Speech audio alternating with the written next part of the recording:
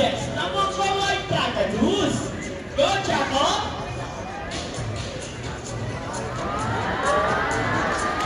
There you go! The show has officially started. A round of applause for Jacob.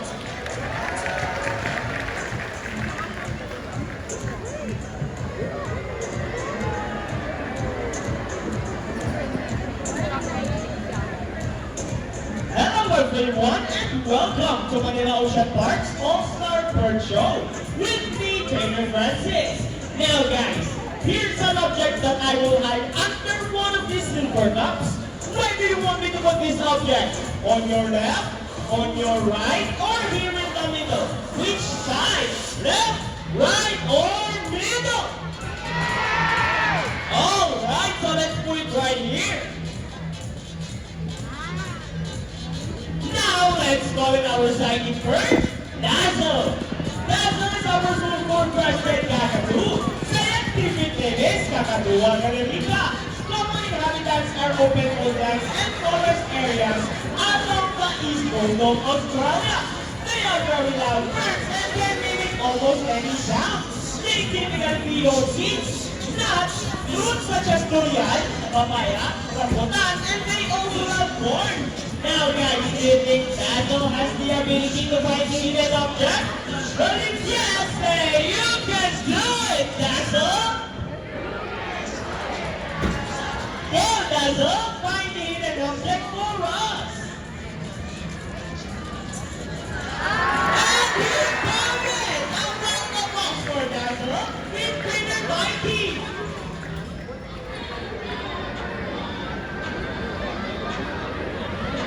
Now, our next featured birds are just like any married couple, monogamous, meaning they will be partners for a lifetime.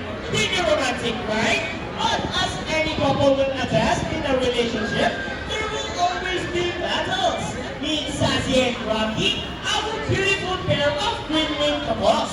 And today, they will battle it out to see who's the best in a basketball game. But before we start this battle, I will divide you guys into two groups. Where's the girls? All the girls will cheer for Sassy. Come on, girls, let me cheer. Sassy! Sassy!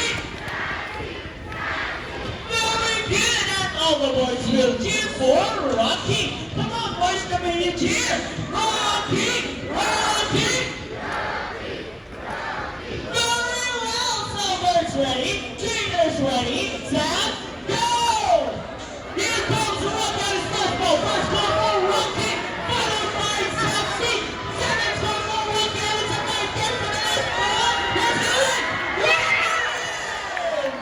What a close game! Trainer April, what can you say about that? You guys lose this time. Hold it, we want another race. Oh, they want another race, Trainer Jerry.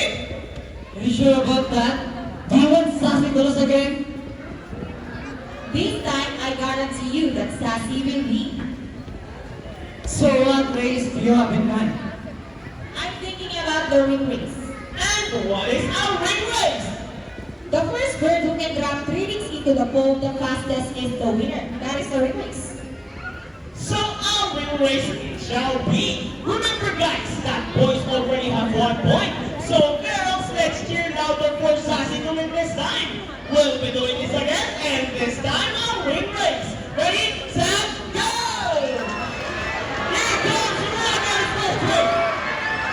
And what's happening? Sassy picked up 3 rings. And the winner is Sassy! Trainer Garrett, what can you say about that? 3 rings at the same time! Hey, you guys Cheated! Oh, he thinks you cheated! No, we didn't cheat. Sassy used her brain. Oh, is it true that girls are more intelligent than boys? Of course not! A round of applause for Sassy and Rocky, with Trainer April and Trainer Jerry!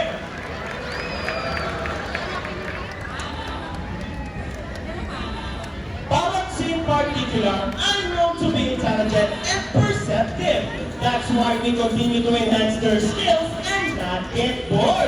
So, here is Sassy, our twin-winged bako, and today, she will show us how intelligent she is by putting the shapes back into the correct slots.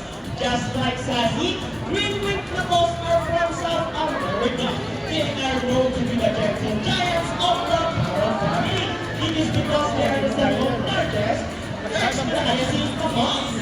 They can grow up to 92 centimeters in length and can live up to 8 years old. Scientific name is Arachnoptera. They usually feed on seeds, nuts, salts, and minerals along the riverbanks. And for the last shade, yes, Sassy. There you go! Intelligent, right? For Sassy with greener imprints.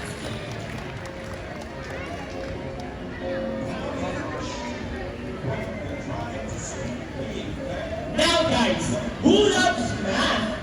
Everyone here knows addition, right?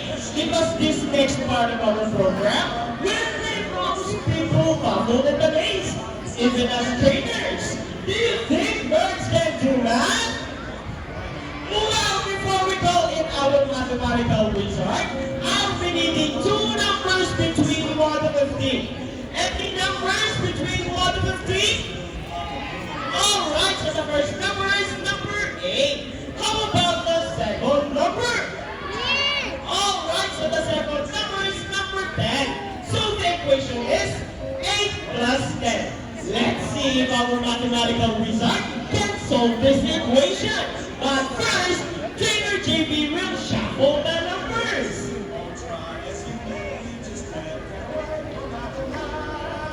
Now, let's call in our hybrid bako, Rocky!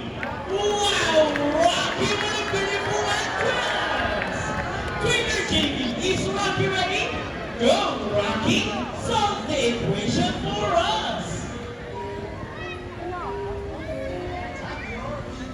And he gets the first number correct! But how about the second number? Well, Rocky loves numbers!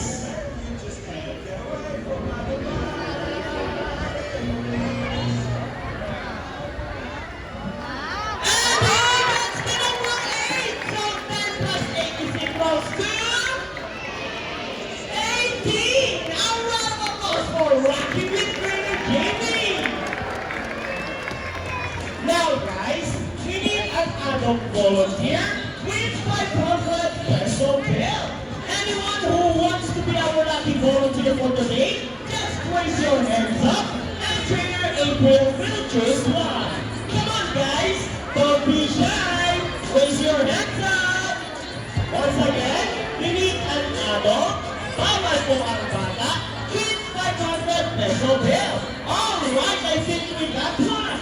You will notice that the birds in our show are mostly parrots.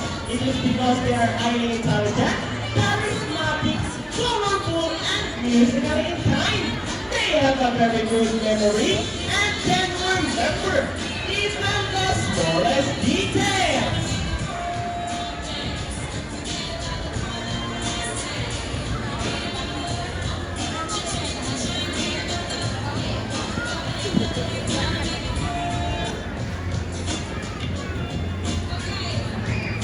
Hi sir, good afternoon.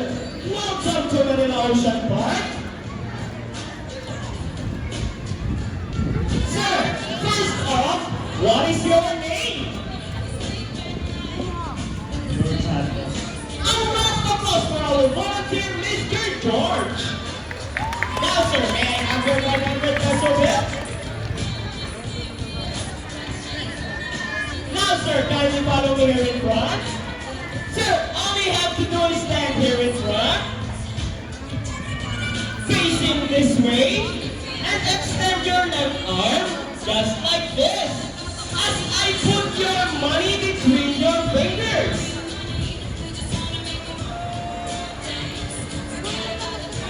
Sir, do you have any idea what will happen next? Let's see, now let's go to our monitor, Buddy. Buddy is also our monogram too. Buddy flies soldier. Oh, he gets the money and flies back. And I think, buddy, there's no one that can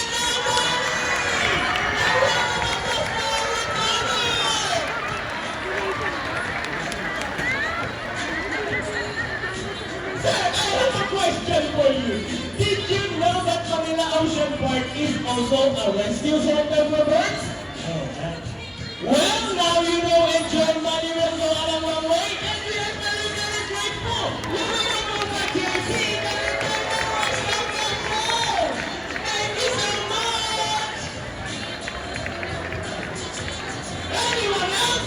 I want 1,000 pesos for this time. Come on, guys. One more. Sir George, excuse me. Are you okay?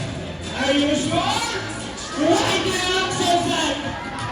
No, sir, we're just kidding. It's not part of our show. Please get back here and talk, and we'll give you your money back. Sir, Buddy is saying something. Before Buddy gives you your money back, Buddy wants to give you a kiss.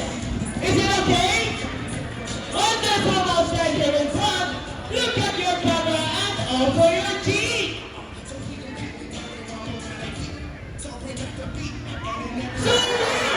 Another one. How about on your hand? Just open your palm and look at the camera and smile. And there is your money. A round of applause for our volunteer and Buddy. Ladies and gentlemen, now that you have seen our colorful and intelligent parrots, we would like to show you another species of bird here in Manila Ocean Park. Birds of prey, or also known as raptors, hunt and feed on other animals. The term raptor came from the Latin word "ramabelle," meaning to seize or to take by force. These birds are characterized by their keen vision that allows them to detect prey during flight. They also have powerful talons and beak. Ladies and gentlemen, please look to your left. Presenting our Philippine Eagle Owl, here comes home!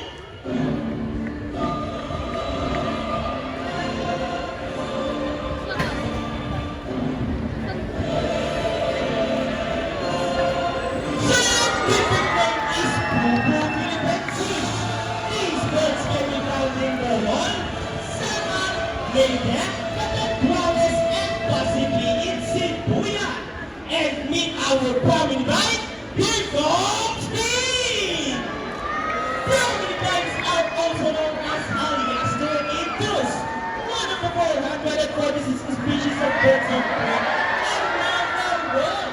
These birds can be found in India, Indonesia, Bangladesh, Pakistan, along China, including here with the Philippines. And as you can see, we have our homing pigeons! Homing pigeons has an innate homing ability, meaning they will generally return to its nest and mate. A round of applause for our raptors and our homing pigeons! Here in Manila Ocean Park, we believe there is home. We only not try to take care of our friends in the sea, but also in land and air as well. Now guys, who knows the 3 R's? It's reduce, reuse, and recycle. Very good. So here comes our lovely bird once again, and he will show us the proper waste disposal. Come on, buddy. And here comes Rocky as well.